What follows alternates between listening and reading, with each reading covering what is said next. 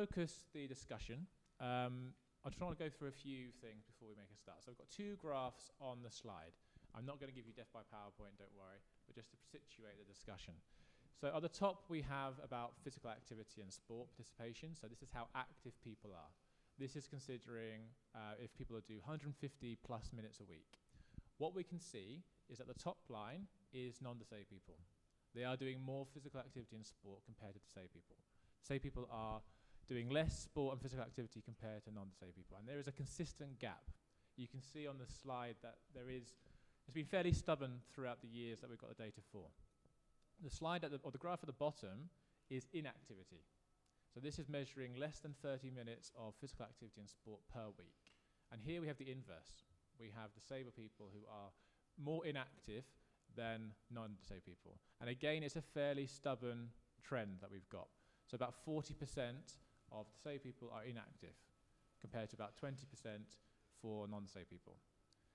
So that gap, that consistent gap between disabled people and non-disabled people in terms of their sport and physical activity participation is what we're going to focus on now. So I'd like to turn to my first guest, Dr. Emma Richardson, just to provide a little bit of context as to why this gap exists in physical activity and sport. So Emma, if you'd like to provide just a brief overview, just so we can get a little bit of context before we discuss strategy. I know you said brief there, Chris. I'll do my very best. Thank you. Hi everybody, I'm Emma, and basically my research focuses on how to make physical activity more inclusive of disabled communities.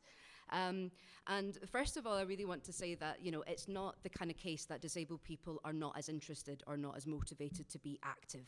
Exactly the same as the non-disabled population. Some people are like, absolutely not, the gym is my absolute worst nightmare. And other people are like, yeah, I really, really like it. Exactly the same for disabled people. Some people want to be active, some people don't. The main difference is that there are so many other barriers that are in the way for disabled people than non-disabled people. Now, I'm going to go pre-2020. There's a lot of research that we did, and it's probably not going to come as a surprise that, there was issues to access car parking spaces, changing rooms,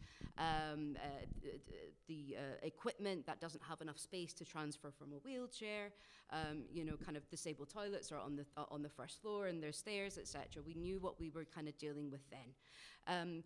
There's been a big shift, and we've got even more barriers now since COVID-19 has really left disabled people and their access kind of behind. Economic crises have impacted disabled people more. So as well as all those barriers that we had before, we now have even more barriers with regards to, for example, the closing down of leisure centres, closing down of swimming pools, leisure centres being exponentially more expensive to use and to get memberships. The transport infrastructure to get there is even more increased. And then we've also got, even just thinking outside, we've got folk that really are having to think, do I charge my power chair? Do I use my oxygen tank? Or do I go swimming? That's the reality, that it's a case of, do I live or do I go to the leisure centre? And so we're at this point now that unfortunately we've got even more barriers and even more issues with disability rights and inclusion than we had before, which for me is why we've got this massive gap. And unless we do something quite quickly, it's going to get even bigger.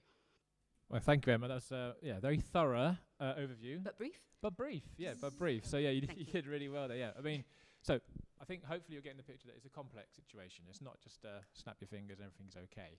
It is going to need a concerted effort to try and reduce that gap that it currently exists.